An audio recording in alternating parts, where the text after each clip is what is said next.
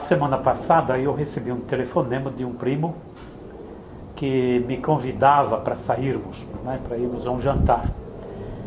E eu disse para ele que não podia naquele momento porque estava recebendo visita do pastor João Falcão Sobrinho. Mas quando eu pronunciei esse nome, ele reagiu de um modo assim intenso, eu senti. Ele disse assim: poxa, mas eu queria conhecer, sabe que eu estou com vontade de conhecer o pastor João Falcão, porque todos vocês, eu sempre ouvi esse nome, todos vocês falavam do pastor João Falcão Sobrinho, eu queria conhecê-lo, dá para você me trazê-lo aqui? E eu disse: olha, eu vou providenciar. Mas por que eu estou contando isso? É que isso dá a medida exata dos fatos. Acho que esse nome, essa pessoa foi um protagonista, e é um protagonista na nossa história toda, na nossa família, e é presente sempre. Mas eu creio que também, além disso, é um privilégio enorme sempre encontrá-lo, reencontrá-lo.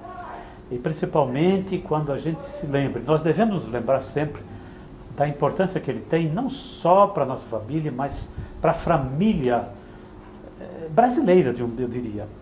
E a história dele, pelo que ele foi, o herói, eu diria, é um dos grandes heróis que estão atuando e que nem tem o devido reconhecimento, né? Mas assim, na família Batista, principalmente, deve muito a ele, e isso nos enche muito de essa sensação de bem-estar e até de uma certa vaidade de termos assim tido esse encontro com ele e esta presença na nossa família.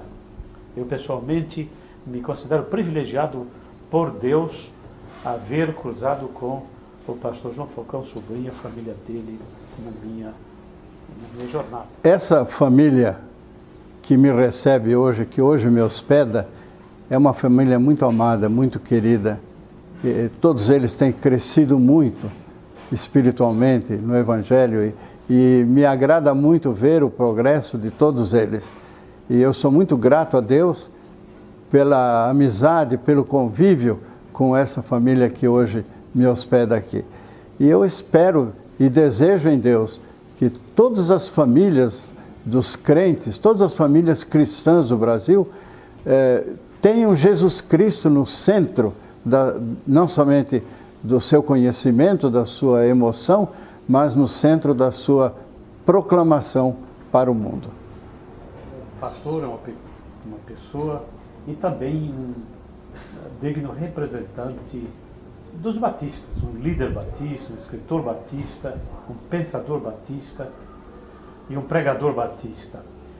E dado que isso é verdade, eu até gostaria de ouvir, é bom ouvir o pastor Batista falando sobre os batistas e principalmente a identidade batista. Se isso é válido ainda se falar de identidade batista. Eu gostaria de ouvir do pastor isso, sabe? Olha, nos meus 60 anos de ministério como pastor batista, pastoreei várias igrejas em São Paulo e no Rio de Janeiro e procurei sempre dar às igrejas que eu pastoreei um conteúdo doutrinário, ideológico, batista. E especialmente com três bases, três fundamentos. Primeiro, a Bíblia, o fundamento bíblico. Eu sempre gostei de estudar e ensinar a Bíblia.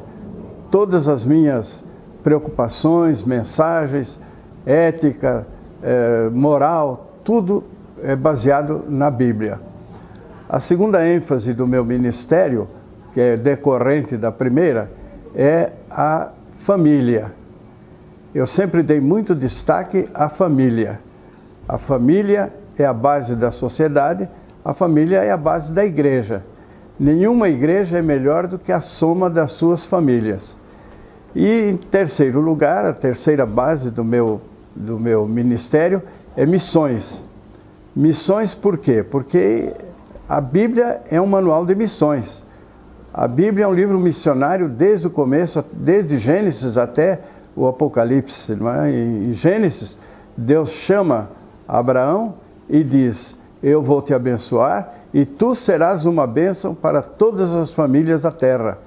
Da tua descendência suscitarei um que será a bênção das nações, de todas as famílias da terra. Então, missões é o que Deus quer que a igreja faça. Uma igreja que não tem espírito missionário não é uma igreja batista, não é uma igreja fundamentada na Bíblia, porque a Bíblia é um livro de missões. Não é possível ler e viver a Bíblia sem pensar em ganhar o mundo para Jesus Cristo. E quando nós falamos em ganhar o mundo para Cristo, nós estamos pensando em ganhar pessoas, não estamos pensando em ganhar sociedades, cultura, nações.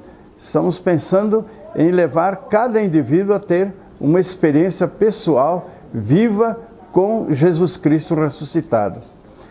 Na pessoa de Cristo, eu sempre busquei conhecer e compreender o significado da cruz. Por que Jesus Cristo precisava ser crucificado? Por que ele tinha que derramar o seu sangue na cruz?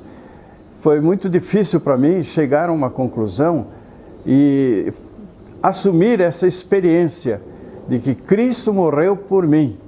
E é isso que cada ser humano deve saber. Não basta saber que Jesus contou lindas histórias e estabeleceu ricos fundamentos morais para a humanidade.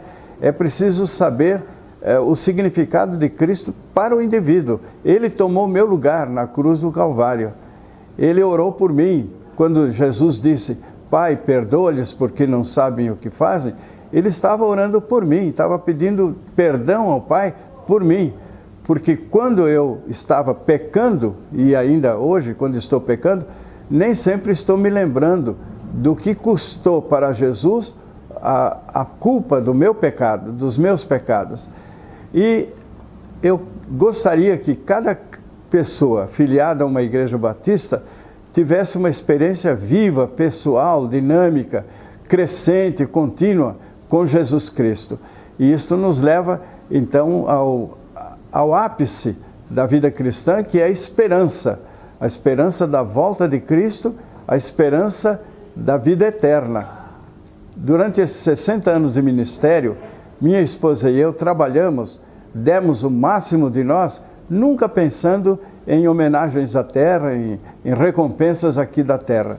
Sempre pensamos em ouvir de Jesus quando chegarmos lá no paraíso, não é? Bem está, bom servo, fiel, no pouco foste fiel, sobre o muito te colocarei, entra no gozo do teu Senhor.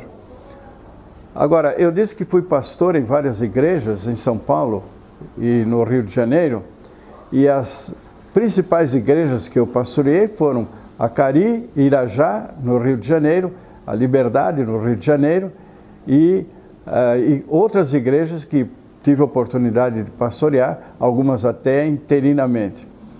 E eu sempre procurei levar essas igrejas a terem uma identidade bíblica batista. Então, escrevi vários livros sobre esse assunto. O livro A Túnica Inconsútil, por exemplo, é um livro em que eu trato da eclesiologia do ponto de vista batista. O que significa o batismo para o cristão, o que significa a ceia do Senhor, o que significa a comunhão da igreja, a comunidade da igreja, o que é uma igreja em comunhão. Sempre procurei usar todos os recursos possíveis para que cada igreja que eu pastoreava tivesse uma identidade bíblica batista. Nós, então, temos diante de nós um quadro, né? Uma síntese da percepção do pastor Falcão sobre a percepção dele a respeito do cristianismo e a respeito, enfim, da igreja, do papel da igreja, da missão da igreja.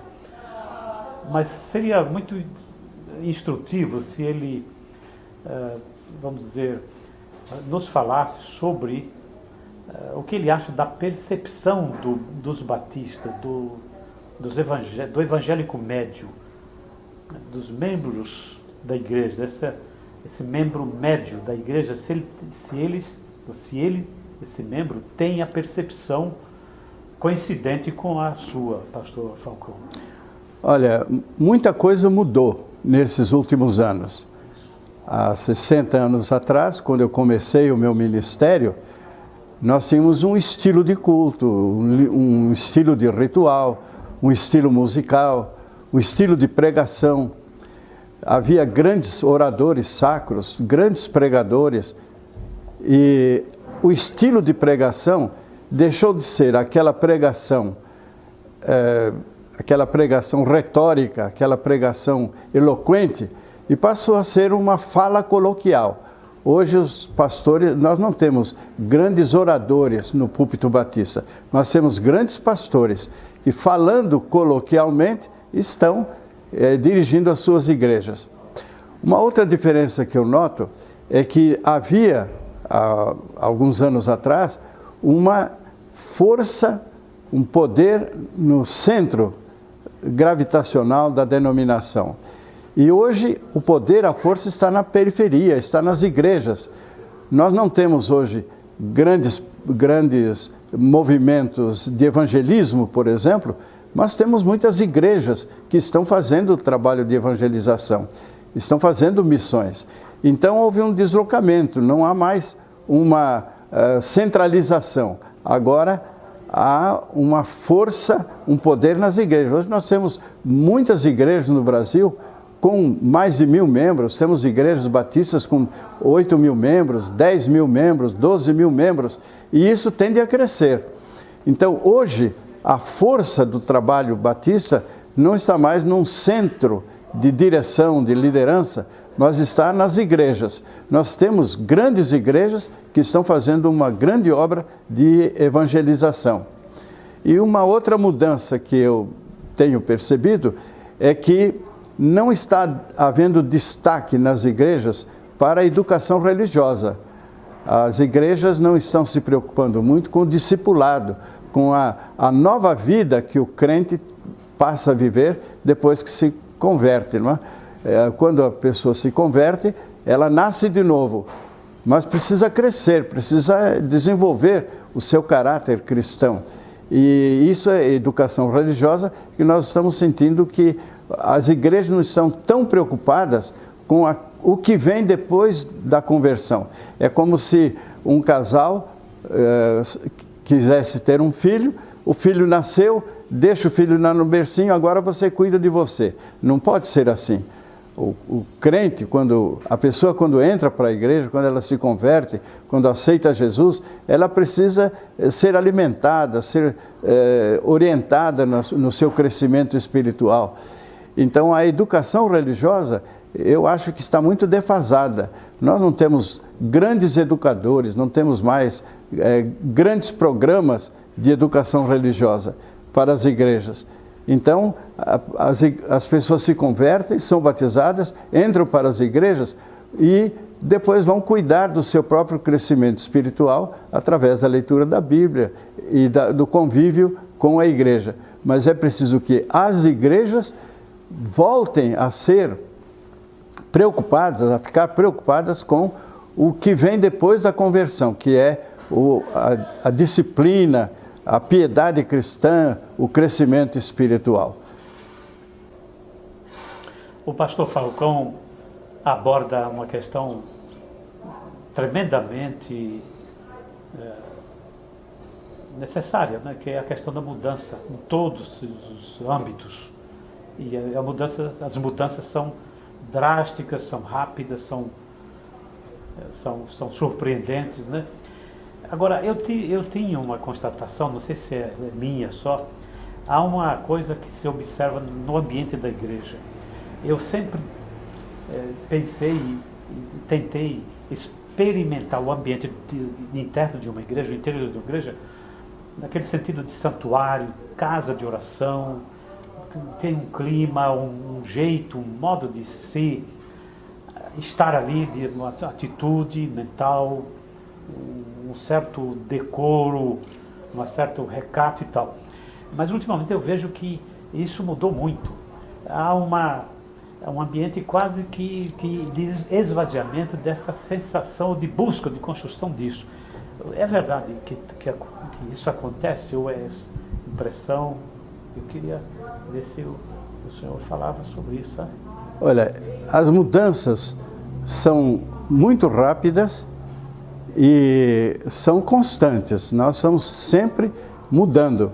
Em muitas coisas temos mudado para melhor, em outras coisas temos mudado para pior. Vou dar um exemplo.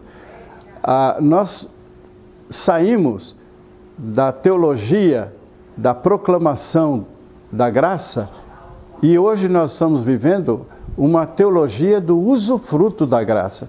E aí nós temos, como resultado do hedonismo, do individualismo exacerbado, do pragmatismo, nós temos a tendência para que na vida dos crentes, de busca de sensações, de algo que dê prazer, algo que traga proveito, algo que traga proveito pessoal, alegria pessoal.